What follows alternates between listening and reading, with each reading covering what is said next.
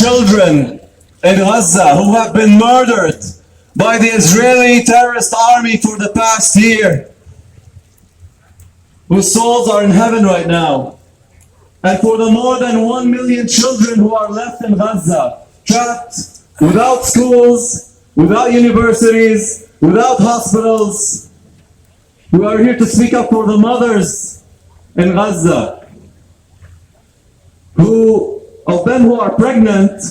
The Lancet study shows that their pregnancy is actually a death threat to them because they lack there are no medical supplies, there are no hospitals to help them during labor, they are lacking in nutrition, they are miscarriaging every day, and that is not right. It is not a humanitarian crisis, it is a genocide that is intentionally engineered by the Israeli terrorist army in order to ethnically cleanse the Gaza Strip from all Palestinians. Crime!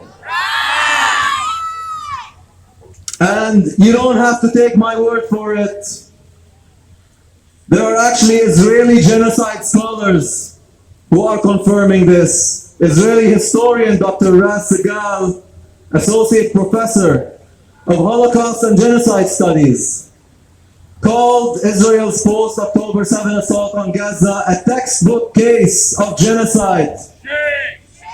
Israeli historian Dr. Omar Bartov, one of the world's leading specialists on the subject of genocide, said on May 6, 2024, it was no longer possible to deny that Israel is engaged in systematic war crimes, crimes against humanity, and genocidal actions.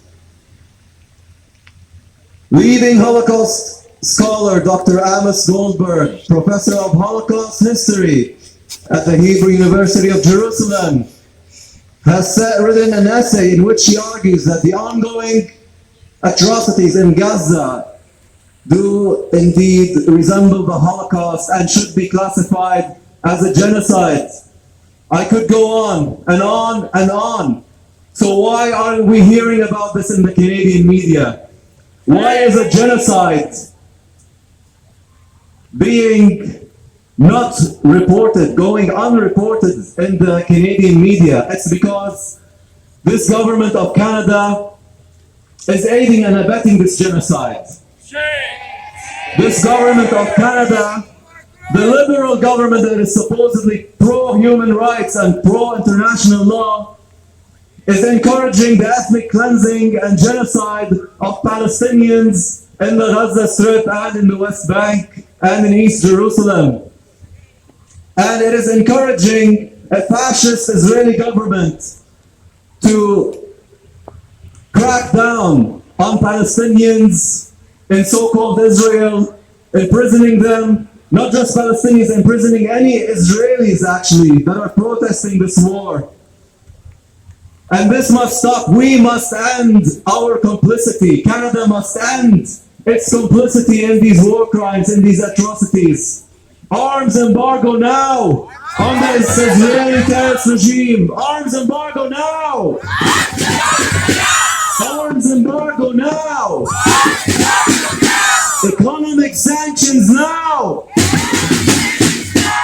This cannot go on. We cannot stay in a business as usual conditions with this Israeli terrorist regime. It must end. Israel must be kicked out of the United Nations.